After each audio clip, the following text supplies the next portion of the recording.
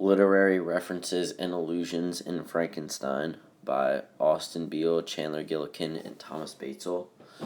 Mary Shelley may have incorporated these various allusions we are about to talk about due to their famous they were famous during their times, and that people could easily pick them out and see how they relate to Frankenstein, and that could influence how people thought of the plot and the meaning of the book. A piece of poetry named The Rime of the Ancient Mariner by Samuel Taylor Coleridge is referenced in Frankenstein on page 36. It states, "Like one on a lonesome road who doth walk in fear and dread, and having once turned around, walks on, and turns no more his head, because he knows a frightful fiend doth close behind him tread." The rhyme of the Ancient Mariner tells the story of a mariner who kills an albatross or a bird, which then goes on to curse his crew and himself. Much like how Victor in Frankenstein creates the creation or the monster, which goes on to kill lots of members of his family. Victor and the mariner or the sailor often travel around the world, and they both travel to many countries.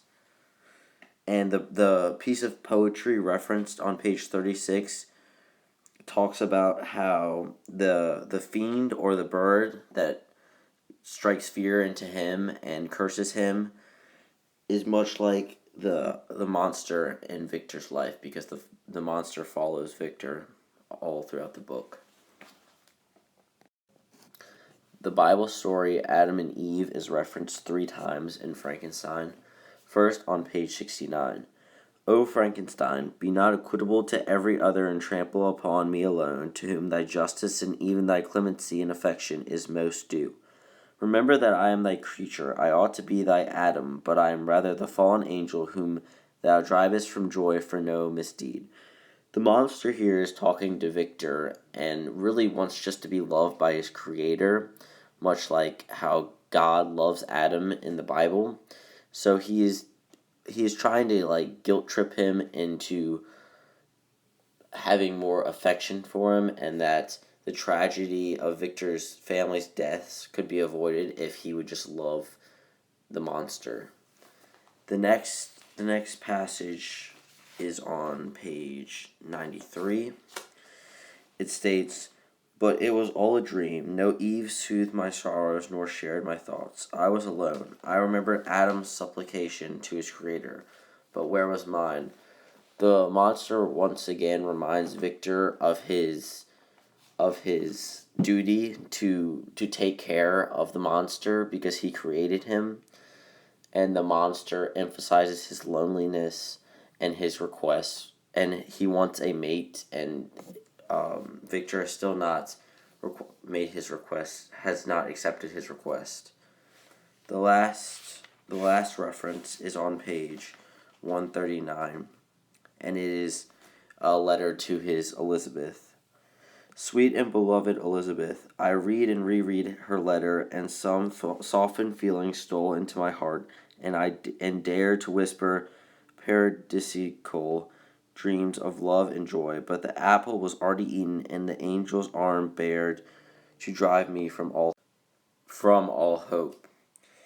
Here, Victor describes him being hopeless, much like how Adam is hopeless after he and Eve eat the apple and God pretty much abandons him, and this is how Victor feels towards the end of the novel when the monster is going on his rampage.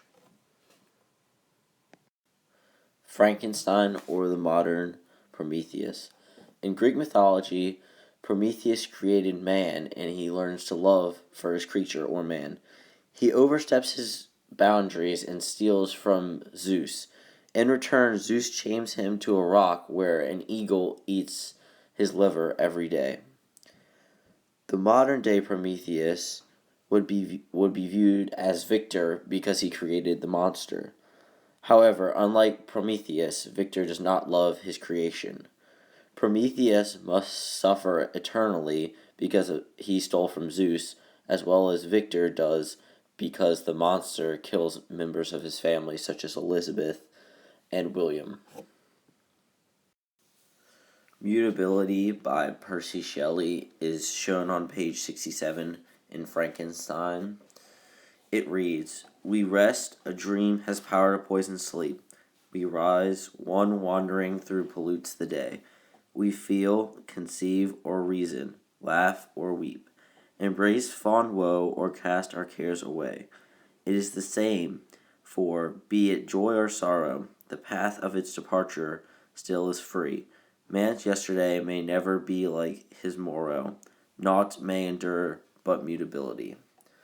Percy Shelley had tremendous influence on his wife Mary Shelley, as seen in her work. The first line talks about poisoning dreams, which Victor experiences many times as he has nightmares throughout the novel, such as his father dying and Elizabeth turning into a dead mother. The second line talks about polluting the earth. The creation walks around as he pollutes the earth because he kills many people and is an abomination of God. Victor is polluting the earth by sinning and creating the creation, because it is said that only God can create men. The last stanza talks about how more people on the path they travel are free from God due to mutability.